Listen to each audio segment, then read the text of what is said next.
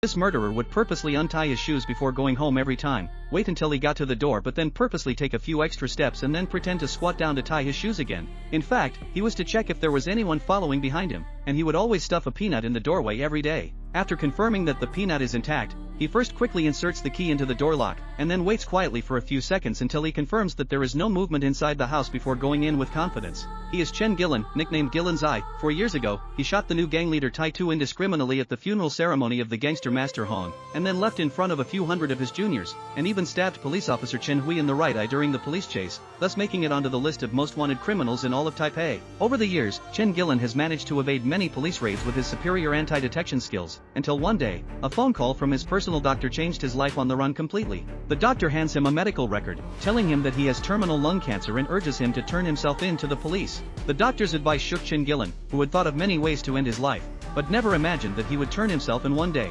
Troubled, he went to the Guandi temple and knelt down in front of the goddess of Guandi, trying to throw the dice to ask the goddess of Guandi to tell him whether he should turn himself in or not. If the result is one positive and one negative, it is called the Holy Grail, meaning that the sage monarch of Guandi agrees to turn himself in. Chen Gillen threw the Holy Grail the first time, but he wanted to ask for extra favor from Emperor Guandi, so he threw the cup again, but it was still the Holy Grail. In this way, Chen Gillen threw the cup 9 times in a row, but it was the Holy Grail every time. It seems that Guandi is determined to Chen Gillen to surrender.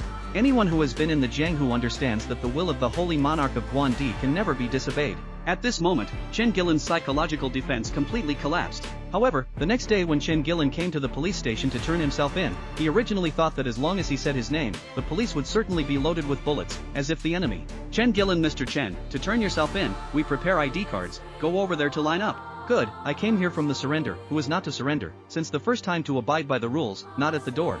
The police's reaction made Chen Gillen instantly confused. However, in the next second, when she saw the list of wanted criminals on the wall, Chen Gillen was completely enraged, and her heart also instantly produced a terrible idea.